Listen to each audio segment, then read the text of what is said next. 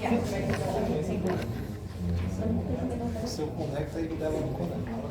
Entonces, de estos pacientes de alto riesgo vamos a hablar. Algunas características de los pacientes.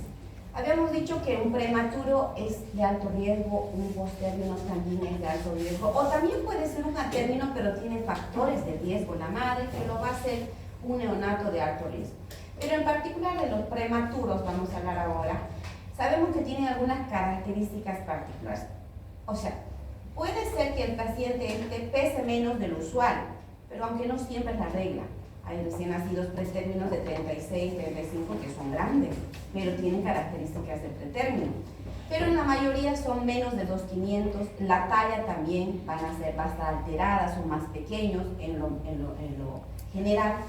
Entonces van a estar con menos de 47, el perímetro torácico igual va a estar pequeño, menos de 29, el perímetro craneal menos de entre 33, 34. Sabemos que hasta 34 es normal, ¿no? De 35, y eso, 35 más menos 2 incluso. Ya, entonces la actividad postural. ¿Cómo nace un bebé recién nacidito? Con buen tono, ¿no? Con los miembros, sobre todo flexionados, ¿cierto? Y así como una ranita. Pero estos básicamente salen hipotónicos, flácidos, ¿no? ¿Por qué? Porque también no tienen un buena, o sea, normalmente tienen dificultad respiratoria, trastornos en la respiración, pero también trastornos todavía, en todo caso, inmadurez neurológica. Entonces, por todo ello son niños bien hipotónicos, ¿no? La cabeza suele ser más grande de lo usual en proporción al cuerpo, porque sabemos, ¿se acuerdan que habíamos hecho un crecimiento y desarrollo como en la primera etapa fetal, incluso en la etapa fetal la cabeza era más grande que el cuerpo, ¿no? Porque el crecimiento era céfalo caudal, primero cabeza, luego cuerpo, entonces suele ser más grande en relación al cuerpito. Puede haber craneotabes, a veces como un reblandecimiento de los huesitos, ¿no? Que podemos encontrar. Ojos prominentes, aparato palpebral el aparato palpebral dice no se desarrolla sino hasta las 25, 26 semanas, por lo que es un signo a valorar para saber si el feto será viable o no. O sea, cuando realmente el feto es muy pequeño, ¿no? A veces puede estar alterado esta parte de la parte, ¿qué les digo? Palpebral. Los pabellones auriculares pueden ser blandos, ¿qué no hay? Sí. Eso ya hemos dicho más o menos, ya hemos visto más o menos en el Usher, ¿no? En el tórax, vamos a ver que el tórax es más estrecho, los nódulos mamarios poco desarrollados, vamos a encontrar un nódulo de 0,2, 0,3, 0,5, ¿no? No va a estar como lo que normalmente hacíamos en la atención del recién nacido a término. El abdomen va a ser prominente, la piel bien delgada, ustedes van a ver incluso las venitas se los ve bien rosadito con visualización de las venas. Pueden hacer estos, que los hace así como un color bien rojizo a los bebés prematuros. Pueden también estar vestidos de un vellito bien suavito que se llama lanugo, que es típico de los recién nacidos prematuros. Algunos de estos pueden tener cianosis, porque precisamente habíamos dicho que tienen dificultad respiratoria y puede estar acompañado, por supuesto, de la cianosis. Los genitales no van a estar descendidos, ¿no? No va a haber las bolsas, en las bolsas escrotales, no va a haber los pliegues o las arrugas que vemos en las bolsas escrotales. En las mujercitas los labios mayores están poco desarrollados y son los menores que van a predominar. Entonces eso es como una recapitulación del examen físico más el Usher ahí que se hace, ¿no? ¿Y qué problemas suelen tener estos pacientes prematuros? Hay ciertos problemas que los caracterizan a estos. Por ejemplo, en la parte respiratoria, estos pacientes pueden hacer una enfermedad llamada enfermedad de membrana hialina. También pueden hacer problemas de asfixia, displasia broncopulmonar como consecuencia del requerimiento de oxígeno que puedan tener estos pacientes. Problemas cardiovasculares como la persistencia del ductus arterioso, porque no ha habido como les digo, no ha habido ese recambio que normalmente hay de la circulación fetal a la extrauterina, y puede haber alguna persistencia de algunos orificios y algunos conductos, y ahí como consecuencia la mayoría pueden tener este cuadro de persistencia del ductus arterioso. Sistema nervioso central alterado, pueden hacer problemas de hemorragia intraventricular, leucomalacia periventricular, Infecciones intrahospitalarias, ¿por qué? Porque son niños que su sistema inmunológico tampoco se ha llegado a desarrollar, su piel es bien delgada, fina, entonces las mucosas bien lábiles, entonces todos los procedimientos que vamos a hacer tanto el cateterismo, la intubación, ponerles vía, todo eso va a hacerlo susceptible a infecciones. Problemas gastrointestinales como la enterocolitis necrotizante, por toda esta inmadurez a nivel intestinal suele haber también estos problemas de enterocolitis necrotizante, con problemas hasta de perforación intestinal. Entonces hacen niños que no toleran la leche normalmente que deberían tolerar, ¿no? Entonces se les distiende y hay edema de pared. Es terrible manejar la parte gastrointestinal cuanto más prematuro, peor todavía. Y a nivel oftalmológico pueden hacer la retinopatía del prematuro, ¿no? En cambio, los post-términos son aquellos que ya se pasaron del término normal. Entonces son aquellos que ya ustedes van viendo que al aspecto va a cambiar la figura. Normalmente el peso o puede estar normal o puede estar aumentado, disminuido, eso es variable. La talla lo mismo, va a ser variable. Cabello normalmente ya está más poblado, ¿no? Son niños incluso que nacen con las uñas más largas de estos bebés y ya no tienen ese vellito típico del bebé prematuro, del bebé que a veces incluso al término puede tener. El bebé normalmente tiene como una grasita que le recubre, eso se llama vernix gaseosa, y estos bebés ya no lo suelen tener. En cambio los atérminos y algunos pretérminos suelen tener esta grasita que les recubre a los bebés y estos no tienen. La piel suele ser descamada. Miren, aquí les voy a mostrar otra fotito. Miren acá como quebrándose la piel, ¿ven? ¿No logra ver? Sí. Así como fisuras, y aquí la piel de la planta también, ¿sí? Entonces, como decimos aquí comúnmente, se va pelechando, dicen, a ver, la piel, entonces hay como una, se va descamando la piel, se va haciendo a pegar, como un pergamino. Entonces, ¿por qué? Por el tiempo que está ya en útero, ¿no? En el líquido. Arrugas visibles en las palmas de las manos y los pies, coloración verdosa puede haber. ¿Por qué? Porque estos bebés, como han estado mucho tiempo, y a veces se hacen sufrimiento fetal y se hacen poco, o sea, suelen tener deposiciones entre útero, entonces el líquido va contaminando y se va tiñendo al bebé. Entonces pueden salir incluso amarillitos con las uñas pintadas, o la piel incluso pintada de color verdoso. Son niños que nacen más alertas, con ojos bien abiertos, ¿no? Entonces son esos niños los post-términos. Y estos post-términos también tienen ciertos cuadros típicos de esto. Por ejemplo, la aspiración de meconio, son niños que pueden hacer hipoglicemia, más si son hijos de madres diabéticas, que a veces no logran por todas estas situaciones y pueden hacer hipoglicemias de rebote, hipoxemia, trastornos hidroelectrolíticos, acidosis, hiperbilirubinemia, policitemia pueden hacer, disproteinemia también pueden hacer, alteraciones en la regulación térmica pueden tener, puede haber, pero sobre todo la aspiración de meconio es un cuadro que es bien característico de estos bebés. De todos estos vamos a ver los más importantes, sobre todo los enfocados a los cuadros que producen dificultad respiratoria. Por ejemplo, es una de las causas más frecuentes de morbimortalidad, la dificultad respiratoria. Hablando en sí globalmente, la dificultad respiratoria. Dícese que esta dificultad sea por neumonía, por taquipnea, por membrana hialina, por aspiración meconial, cualquiera. Pero hablamos de dificultad respiratoria como causa de morbimortalidad. Es la primera causa de ingresos a cuidados intensivos, segunda causa de morbimortalidad. Claro, también es las infecciones está también como una causa, ¿no? de morbimortalidad, la prematurez. Representa imagínense los costos que representa. ¿Cuánto cuesta una incubadora? Atrás, por favor, presten atención, ¿ya?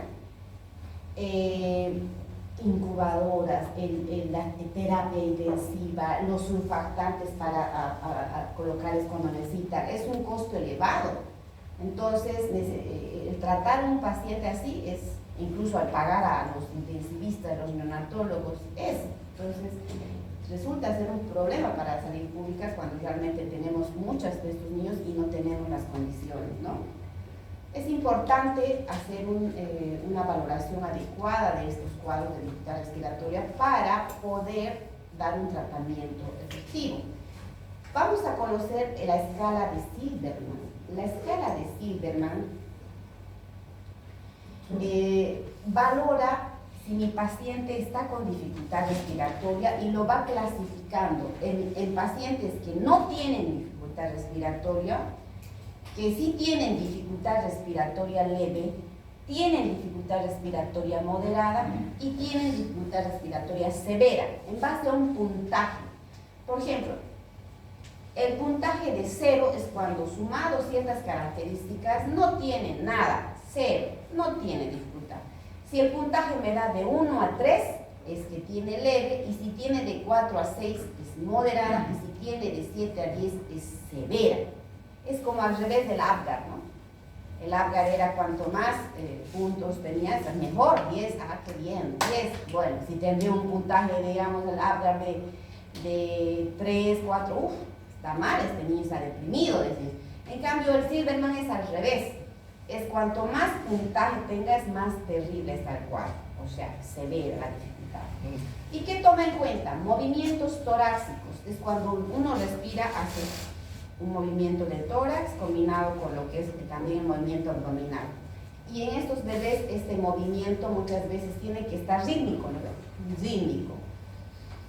Inspira y expira, como que tiene que ser rítmico. Pero si está rítmico el movimiento, pues ok, uno puede decir que está bien y los puntajes 0.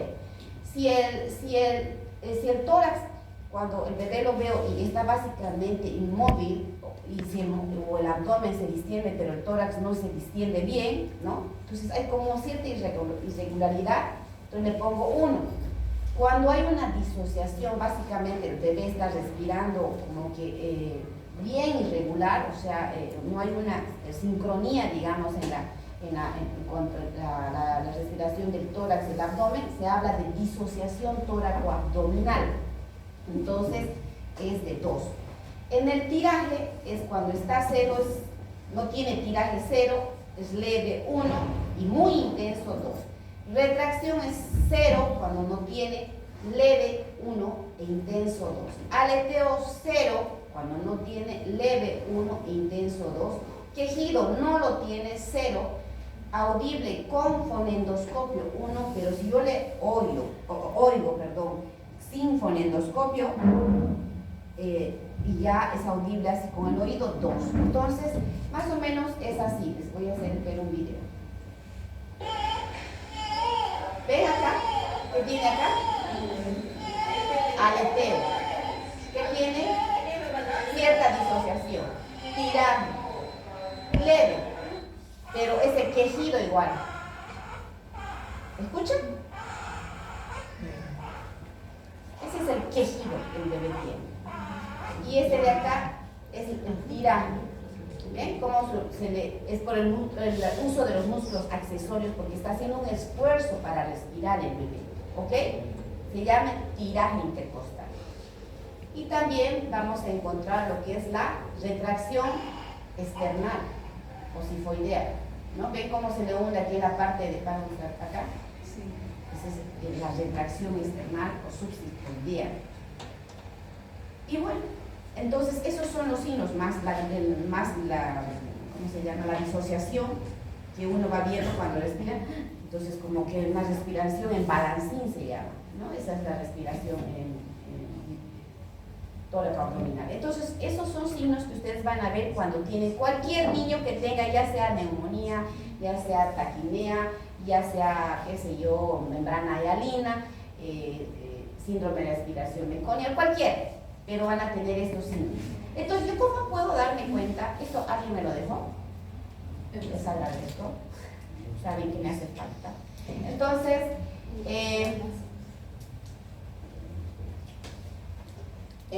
¿qué hacemos? Cuando yo tengo un recién nacido que me nace y lo veo, ¿se acuerdan en las prácticas que hacíamos? Lo estamos haciendo ahora. Me lo entregan al bebé y me hago las preguntas, es a término, respira, llora, ¿cómo está el tono?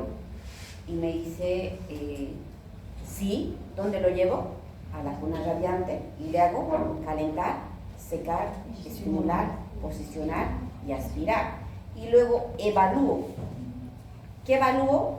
Si está en apnea y cómo está la frecuencia cardíaca. O sea, ¿cómo está la frecuencia cardíaca? Le pregunto. ¿Está en apnea? ¿Está en boqueo? Valoro. Y muchas veces, después de hacer los pasos iniciales de calentar, secar, estimular, puede que responda ahí de manera positiva y mi bebé respire, pero respira con dificultad. A eso se refiere. ¿Se acuerda cuando les hablaba que respira con dificultad? Entonces, este niño que está respirando con dificultad, no vamos a ponerle ventilación a presión positiva porque lo está haciendo, está respirando. Entonces, ¿qué le voy a poner? Monitores de oxímetro, del corazón, electrodos, para monitorizar y ver cómo está, y por supuesto le voy a poner oxígeno, ¿cierto? Porque está con dificultad respiratoria, más aún si es que se acompaña de cianosis. Eso está en el paso de lo que es los pasos de reanimación, ¿cierto? Entonces, tengo que saber valorar. Cuando ustedes, por ejemplo, reporten a un recién nacido en las prácticas de internado y tengan un paciente así, ustedes van a decirle, doctora, tengo un paciente que acaba de nacer, un paciente de, qué sé yo, de 12 horas de vida, ¿sí? Es un neonato a término o pretérmino, ¿no? Con un peso adecuado para la edad gestacional, presenta un Silverman de 7. Ahí ya lo están diciendo, doctora, tiene dificultad respiratoria severa, o sea, cuando ya le dan como que el término correcto. Y ya luego lo dicen, ¿y por qué? Se les pregunta, porque tiene disociación toracoabdominal, porque tiene triaje, guerra leve, o sea, se va sumando los puntos, capaz tiene de aquí 2, capaz tiene de aquí 2, 4, 5, 6, 7, ¿no? ¿Me entienden? Entonces sí, van sumando, cosa que ya ustedes están dando una idea de cómo está el paciente, tiene un Silverman. Y a los 2 días va mejorando el paciente, doctora, ya su Silverman ya está en 3, pues está leve, ¿no? Entonces ya como que el Silverman te da como que una opción de relatar al médico de cómo está tu paciente, ¿sí? Para eso sirve el Silverman. Entonces, vamos a ver que todos estos cambios que normalmente se debe producir, ya sabemos que cuando está en la etapa fetal el bebé, el nivel alveolar está lleno de líquido, pero ya cuando respira se llena de aire, ¿cierto? Entonces, ¿para qué? Para que exista un buen intercambio gaseoso. Sin embargo, muchas veces estas situaciones no se producen de manera normal.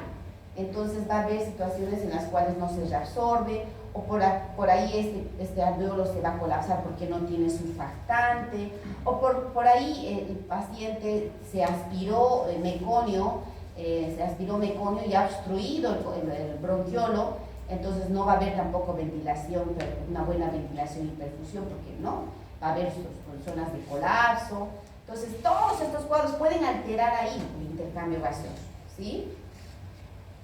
Entonces, ¿cómo me va a ayudar la historia clínica para saber? Porque si todos estos cuadros pueden tener cualquiera de estos signos, pues ¿cómo puedo saber?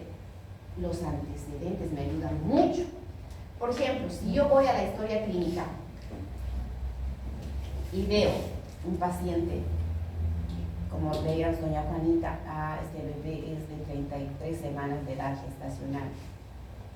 ¿Qué se me ocurre? Primeramente membrana y harina. Pero si digo, doña Juanita está con un bebé de 42 semanas de edad gestacional y tiene dificultad respiratoria, ¿qué se me ocurre? Síndrome de aspiración meconiana. Doña Juanita tuvo una poliomelitis, ruptura prematura de membranas, fiebre en el último trimestre, ¿qué se me ocurre? Neumonía. ¿Me entienden? Lo tengo que relacionar el antecedente de la madre para también llegar al diagnóstico. Por eso me ayudan mucho los antecedentes de la madre. Y por supuesto las manifestaciones propias de cada uno. Ahí me apoyaré con radiografías para llegar a un diagnóstico. Y estos son los cuadros que vamos a ver: síndrome de dificultad respiratoria, neumonía neonatal, taquipnea transitoria y síndrome de aspiración. Todos estos producen patología respiratoria, pero cada uno tiene ciertas características. Por ejemplo, La membrana hialina, también llamada síndrome de dificultad respiratoria, ¿ok? La membrana hialina. Es un trastorno secundario a la deficiencia de surfactante, ¿ya? Esto porque precisamente hay una inmadurez, entonces no ha logrado formarse el surfactante. Entonces es la principal patología del prematuro. Y esto es inversamente proporcional a la edad gestacional. ¿Qué significa? Cuanto más prematuro, mayor probabilidad de membrana hialina. Siempre. Entonces por ejemplo, es más frecuente en pacientes menores a 34 semanas de edad gestacional. Pero también se ha visto que estos hijos de madres diabéticas, que son normalmente niños grandes con sobrepeso, que pueden hacer también hipoglicemia, se ha visto que pueden tener también carencia de surfactante. El surfactante se produce a partir de las 34 semanas de edad gestacional. Y si mi bebé tiene 33, 32, entonces imagínense, no va a producir membrana hialina, o sea, el surfactante, perdón. Entonces, por eso cuanto más prematuro, más posibilidad. La membrana hialina está compuesta por 90% de dipalmitoide fosfatidilcolina y 10% de proteínas, que es su función ser un agente tenso. ¿Qué significa? Que los alveolos son como globitos, ¿cierto? Como globitos. Que en realidad lo que hace esta membrana, esta surfactante, evita que cuando el bebé expire no se colapse, ¿cierto? Mantiene la tensión superficial, entonces no se colapsa. Entonces, pero si no hay esta agente, se colapsa, ¿ok? Entonces, esa es su función. Y las manifestaciones pueden ser desde leves hasta moderadas, hasta graves, porque dependerá también de la edad gestacional, ¿no? Entonces eso también va a marcar cuál edad.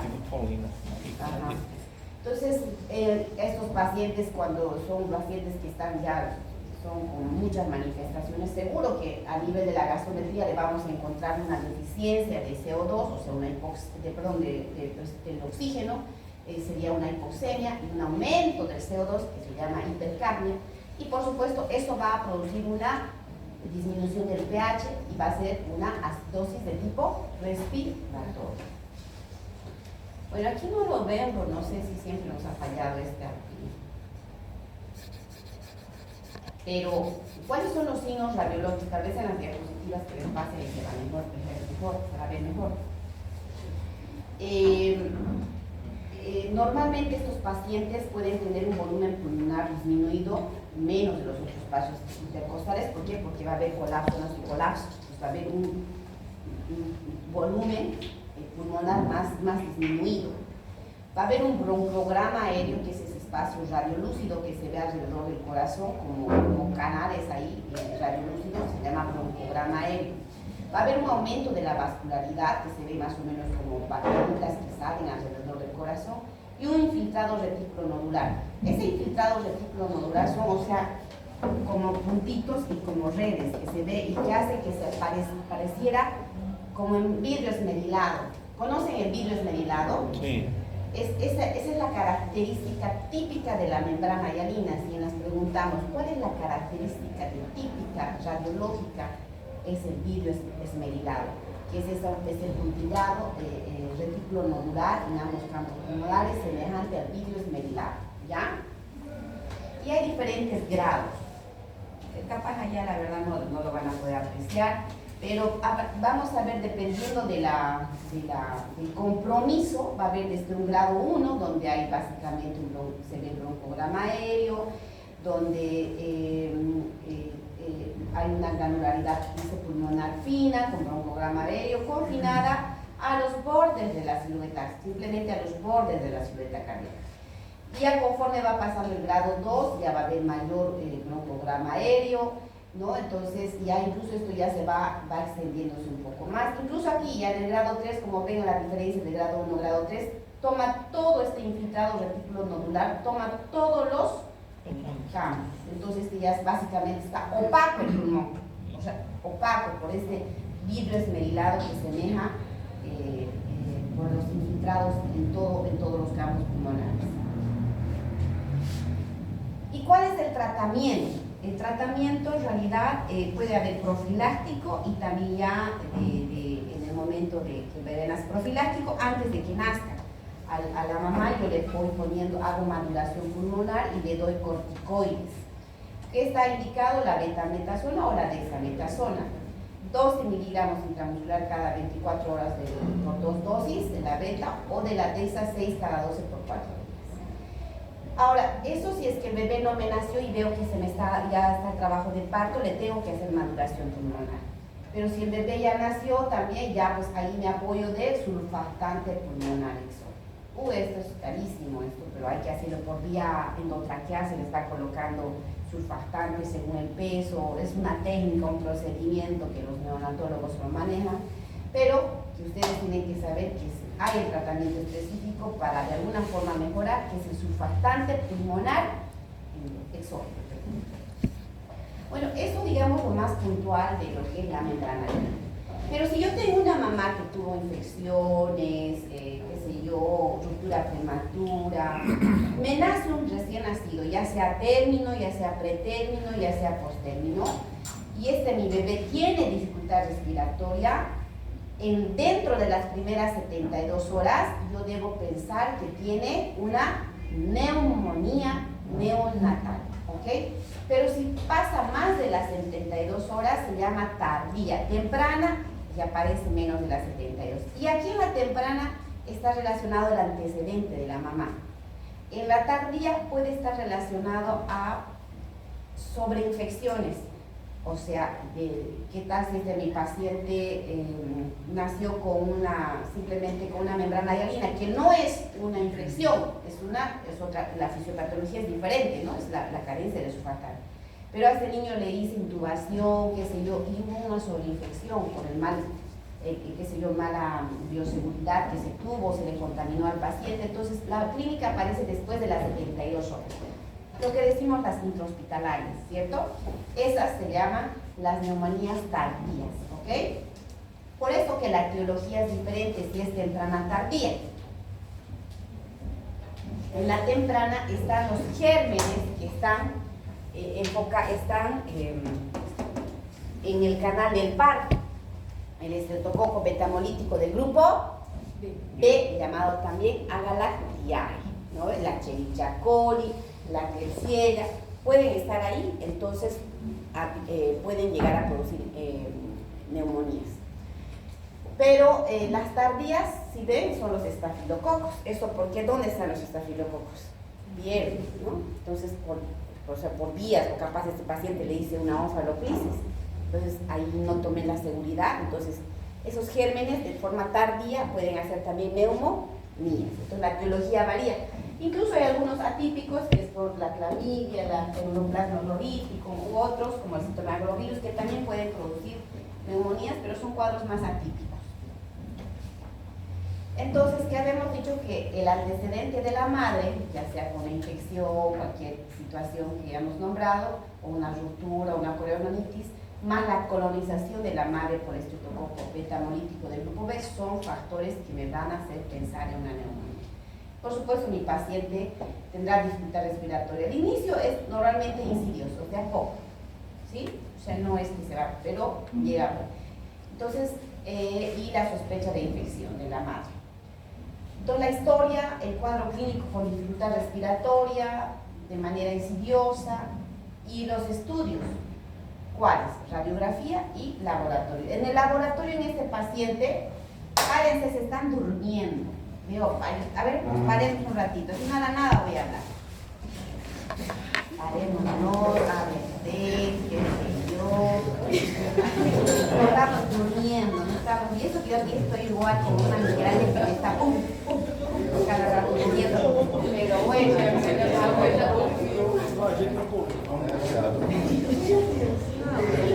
¿cuándo damos el examen? 27. Sí. Este sábado, el siguiente. ¿De qué? Jóvenes, con ustedes pasamos clases el lunes. Virtual. ¿A martes dijimos? Lunes en la noche, las 8. Sí, porque tenemos que hacer una clase que nos, por el censo, ¿cierto? ¿Cómo se será, no? El censo y una que yo les debía. Vamos a hacerlo. O quieren venir. No, pero no se puede. Si no, virtual. Virtual. ¿Ah? Ah, ya, entonces lo que yo les debo. ¿Cómo? ¿De censo era su? Sí, fue porque Semana Santa. Ah, ya, entonces yo les debo una clase. Si quieren nos reencontramos. ¿Qué día quieren venir? No, Virtual. Entonces, ¿el lunes quedamos? Sí. Ya, el lunes a las 8:30. Sí. Ya.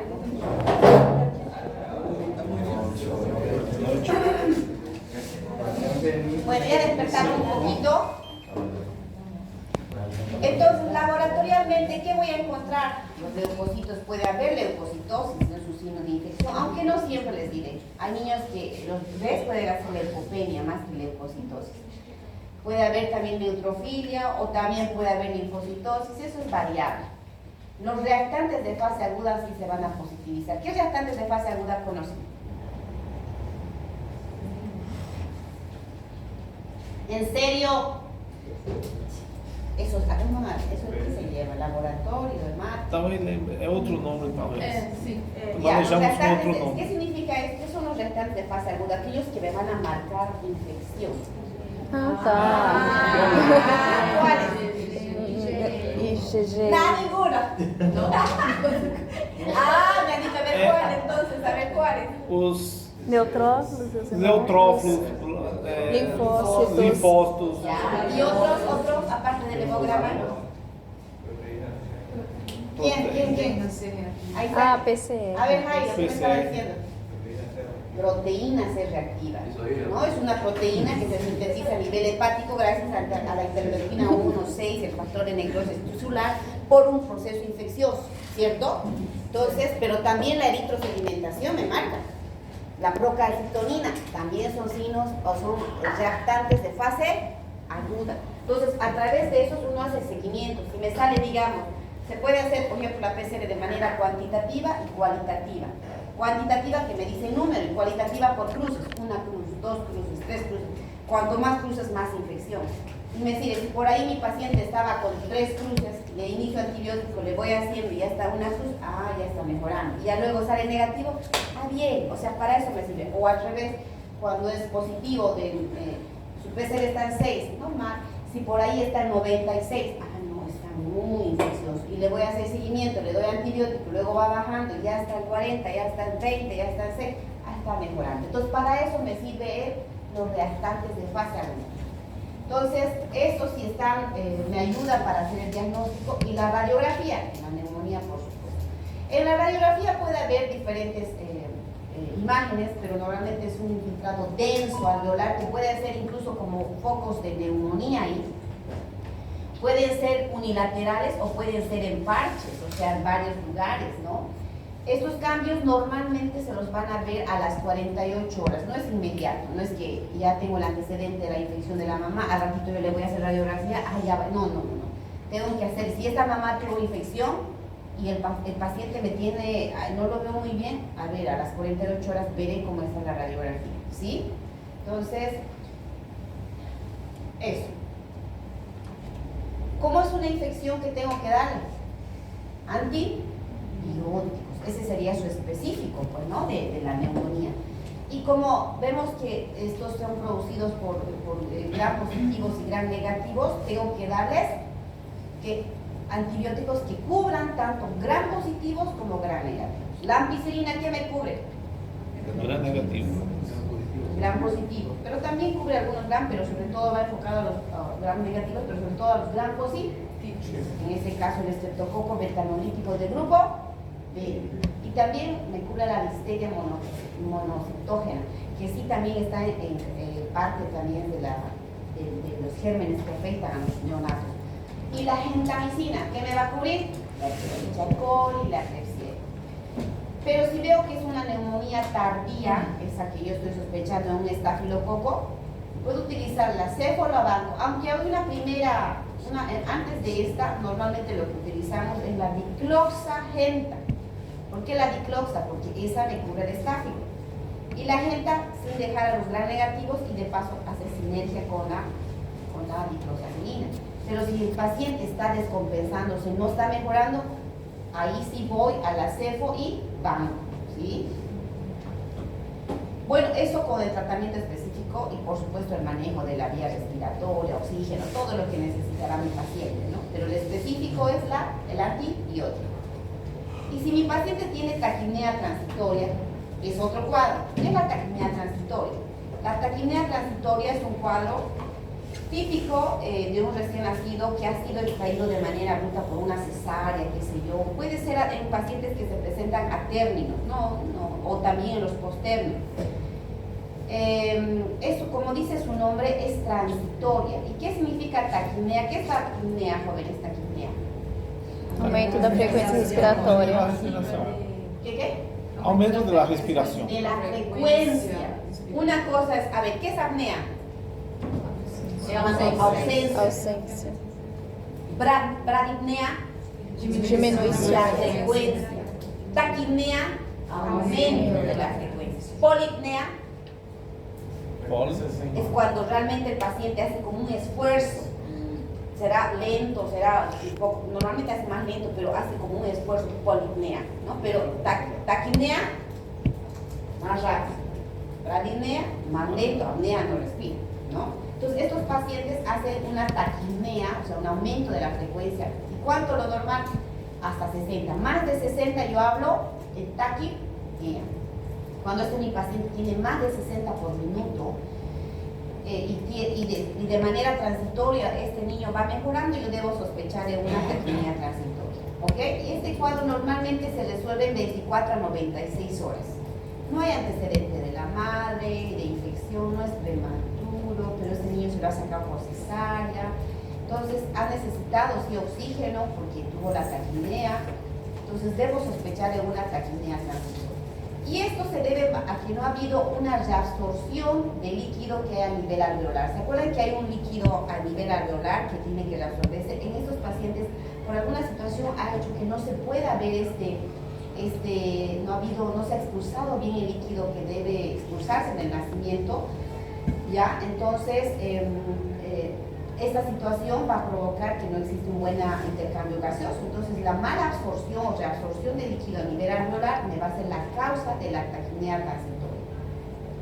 Hay varios factores asociados, desde los maternos como el asma, diabetes, tabaquismo, administración abundantes de líquido, la sedación de la madre, la ruptura prematura, cuando no ha habido un antecedente de trabajo de parto y el bebé se le sacó de manera precipitada, un trabajo de parto precipitado, la macrosomía, el embarazo gemelar, todo esto son causas que una y otra se van sumando para que el paciente pueda hacer taquipnea transitoria. Entonces, ¿cuál es la clínica?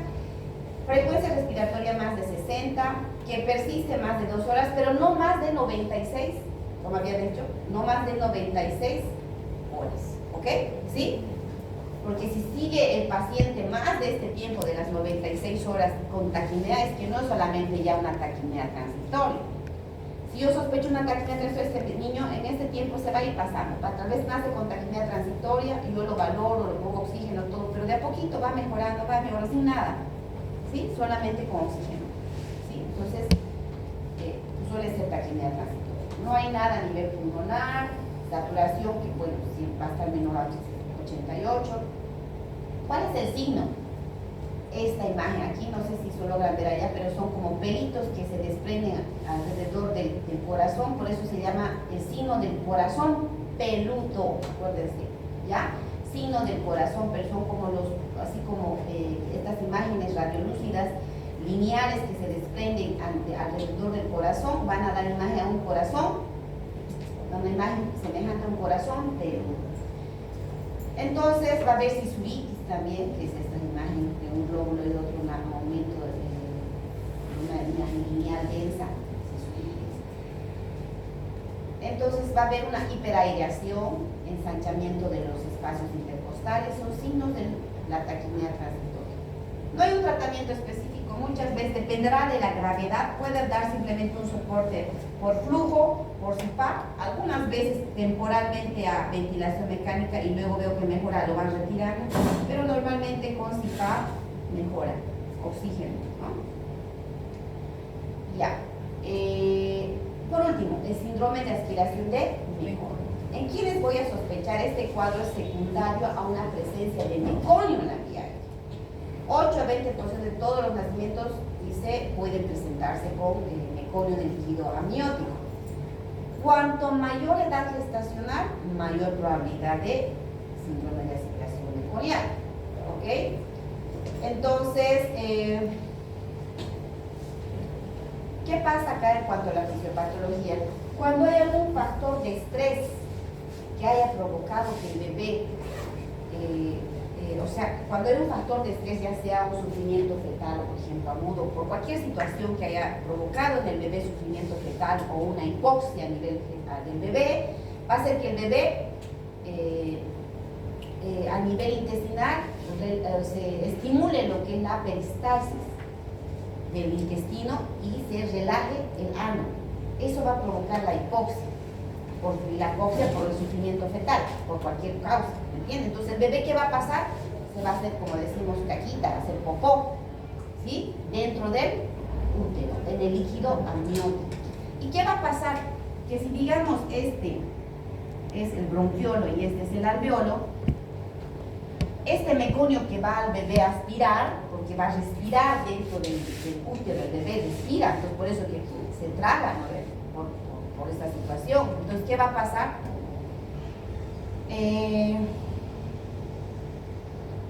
O sea, cuando nace el bebé y es que ha habido, digamos, contaminación de meconio, el bebé cuando nace y da su primer respiro, se lo traga, a eso me refiero. Entonces, ¿qué va a pasar? Este bebé, este meconio puede llegar a producir obstrucciones parciales o totales. ¿Qué significa? Que si digamos va a ser parcial, el meconio va a ingresar a la vía respiratoria, ¿qué va a pasar? Que el bebé va a respirar, va a entrar aire, ¿sí? Va a entrar aire, pero como la expiración es un fenómeno activo, ¿no? Pero ya la inspiración es un fenómeno activo, la expiración ya no. Entonces va a ser fácil que entre, pero ya al salir ya no va a ser tan fácil. Entonces esto va a funcionar como una válvula. ¿Y qué va a pasar? Que se va a distender el alveolo. Entonces se va a producir zonas de tipo enfisema, tipo distensión de los alveolos, con ruptura incluso alveolar, porque no sale el aire, ¿sí? Cuando hay obstrucciones parciales.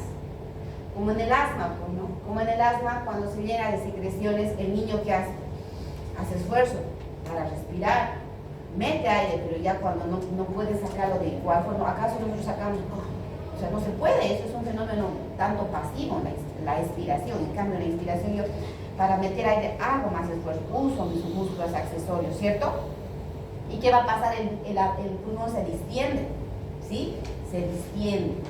Entonces, estos pacientes pueden hacer cuadros de ruptura alveolar, cuadros de enfisema, neumotórax, pero cuando la obstrucción es total, ¿qué se va a hacer? Este alveolo se va a colapsar, no va a entrar aire. Entonces va a haber zonas de atelectasia. Entonces esa es la característica de la membrana hialina, que va a producir zonas de atelectasia y enfisema. Perdón, un minuto, hola. Ya, hijo, bueno.